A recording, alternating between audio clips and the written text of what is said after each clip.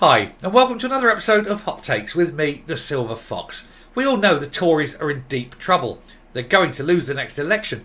It's just a question of by how much, and current estimates say about 300-seat majority to Labour. That's the biggest defeat the Tories have had in a generation, or possibly even two. It is horrendous for them. And so they're rooting around trying to find some policy they can do that will save them, that will bring people back and let people of the country know that the Tories are the right ones. They're the ones that are going to help people. And they've found one that they think is going to help. And I'm going to tell you now, it's not going to help. In fact, the optics on it are so bad, it'll probably drive people even further away. It's not a bad policy, right? In fact, it's a brilliant policy. Do it anyway. It doesn't raise much money, scrap it and look good, but the optics are awful, and I'll tell you what they are. The Tories' idea to save themselves for the next election is to scrap inheritance tax. Optically, it's bad. Now, in reality, inheritance tax is a voluntary tax. You only pay it if you want to. Ultimately, the only people who pay inheritance tax are the stupid and the unlucky. The stupid are the ones who don't go about to avoid it, because it's so easy to avoid. And the unlucky are the ones that have taken those measures but have died just too soon and get caught. And they're the only people who pay it. Bit of tax planning, and it isn't much, and you can avoid it entirely. But the optics are that most people will see this. Most people being on sort of the working class, the big cohort will see this. Oh, inheritance tax. Oh, that's only helping the rich. It's bad optics. Now, to be honest, with the level of where inheritance tax cuts in, it's £500,000. Well, you've got to think, if someone with a bit of savings and a half decent house, especially in the south of England, you're over that limit. And when I say so, I mean a working man can have a house over £500,000. A guy working in a factory can have a house over £500,000 in the south of England. So it is a working man's level. But even so, it's so easy to avoid. But the optics are that it's only helping the rich again. That isn't really how the Tories are going to win this election, is it? Go ahead and scrap it, like I say, because it doesn't actually raise anything, and you might as well get rid of it anyway. It's another layer of tax. But IHT, as it's known, and on this one I will say, 36 years an accountant, I've yet to work out what the H stands for. But it is absolutely dead in the water tax. Get rid, that's fine. But you need to do something. You need to do something for the people. And I would suggest lowering interest rates would be helpful. That'll stop people losing their homes, seriously. And pump something into the NHS and reduce the waiting lists. That'll do as well. Get those two sorted out. Screw inheritance tax. Anyway, we'll take a look at this article to see why the Tories are dead in the water. Here goes. So the Tories could scrap inheritance tax in a bid to win the next general election. No, it won't. It won't. It just won't. Downing Street is holding talks about scrapping inheritance tax in a bid to win the next general election, sources have claimed. It's a great idea, scrap it. It is a pointless tax. But it isn't going to help you win. Senior figures in number 10 are discussing abolishing the levy in a move that would cost around $7 billion a year. But proponents believe it would help Conservatives cling on to the blue wall seats in the south of England, according to the Times. Cutting tax will be considered as a manifesto pledge rather than a policy to be implemented next year. Yeah, it might save you a few seats in the south, but it will cost you everything north of Watford, One source told the paper it's about being an aspirational country.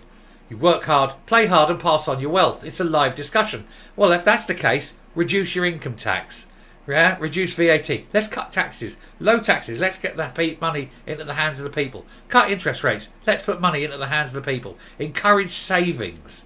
Increase your savings rates. Increase the amount you can save before you pay tax.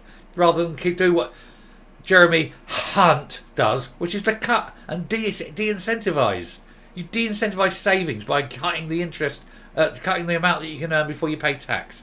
You want to grow the country? Do something like that. Don't be punishing people. Even though most people don't pay inheritance tax, it polls incredibly well. It would be a totemic offer. The only people who pay it are the idiots and the unlucky, as I've said. There is a conversation about making it a values issue, they said. Labour will attack it and say it only benefits the wealthy. It doesn't only benefit the wealthy, because the wealthy have got very good tax planning. The wealthy don't pay it. It's the sort of lower middle classes that pay it. The upper working class, that band, they're the ones that pay it. Rishi Sunak has discussed his desire to cut personal taxes. Well, he's a multi-billionaire who doesn't pay taxes anyway, because it's all in the name of his wife, who's a non-dom for tax reasons. So, of course, it makes no odds to him what the tax rate is. He doesn't pay them. But there are fears an income tax cut, which would cost 13.7 billion a year, would be dwarfed by the impact of mortgage rate rises and inflation. Just cut the mortgage rate. Just stop with, because they lied. They said about putting the interest rates up. It'll be a slow, gradual process over time. People will come used to it. Slowly, every few months, 0.25%. It's gone bang, bang, bang, bang, bang every month, 13 months, sometimes 0.5% a month. It's making zero difference because the real rate of inflation is on things we have to buy, food and fuel. No matter how much the price goes up, we've still got to buy them. And so putting interest rates up doesn't affect that. These people are fucking morons.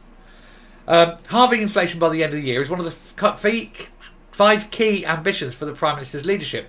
And Jeremy Hunt has signalled that this target will be prioritised over tax cuts. And he won't be able to do it because it doesn't matter how high he puts interest rates. All that will happen is people lose their homes because they've still got to eat. They've still got to go to work. They've still got to put fuel in their car and they've got to put fuel in their bellies. And that is where the real inflation is. And it doesn't matter what you do with interest rates in this country because we buy our food and fuel from abroad. It's them. It's not us. It's pointless. But stupid hunts like Jeremy Hunt don't get it because they're stupid. The wider economic challenge facing the Chancellor and the Prime Minister was illustrated by official figures showing that the UK economy contracted in May and will continue to contract because of that man. Anyway, the rate of inheritance tax is currently 40% for estates worth more than £325,000, which is only charged on the portion that is above the threshold. But estates of spouses and civil partners can pass up to £1 million without any inheritance tax liability, because that 325 does include an allowance, so it's actually £500,000. There is an allowance that you if there's a house involved, you pay £500,000. So it's up to £1 million. That's why civil partners, that was the word I was looking for earlier. So spouses and civil partners go to up to £1 million. So it's £500,000 each. And that's where you get the million for the two. That's where the £500,000 comes from. A source at Number 10 said, the PM has repeatedly said he wants to cut taxes for people. Well, then do it. Just do it. You don't have to worry about it. Just do it. The Conservatives, that is obvious. And yet, strangely, you keep putting taxes up. You've consistently put taxes up. You say you want lower taxes, but you keep introducing more tax. How do you square that circle? Is it just lies? Oh wait, yes, you're Tories. Of course, it's just lies. Anyway, he said we want people to keep more of their own money, then lower interest rates because at the moment all their money is going to the banks. But the current economic situation means the government is completely focused on halving inflation. All you have to do is wait, food prices stabilise, and then inflation stops because it's food driving the inflation. To help people to have more in their pockets at the end of each month, lower interest rates. This kind of future scoping speculation isn't just on his mind at the moment and requires a different kind of economic environment to the one we're operating in. Doesn't matter what you do. It doesn't matter. The Tories are finished. They're done. They've run out of ideas and what they're doing now is scorching the earth because constant high rates of interest like this, it will just mean that people left, right and centre lose their homes and with it all their wealth. And all the wealth that will go down to their children. And what happens is the banks own them and the banks will rent them out like they weren't allowed to before. Now the banks are allowed to own them and they rent them out. And all the wealth of the nation will eventually end up in the hands of the banks. In other words, we as a nation will all be beholden to the banks, which means we are all beholden to the government and the New World Order. We were all under this. This is what they want. They want all the plebs to be renting in their little houses so that if you say the wrong thing and do the wrong thing or think the wrong thing, they can make you homeless like that. That's how it works. That's where we're seeing it all the time. Evidence every time. And I shall stop there and I shall come up. Now, in case you're wondering how you avoid inheritance tax, there's several ways. I'm not going to go through in any depth, but just as a quick one, make sure that if you are married and you have children, when the first of you cark it, whichever one's the first to go, you leave a significant proportion, but less than half, of your house equally amongst any children you have. but you put in there that they own it, but you retain rights to retain access to it for the rest of your life. They can't cast you out. And also, if you own over 50% plus one share of the house or whatever, they don't have the say to do that. You own it outright if for the purposes of living in it.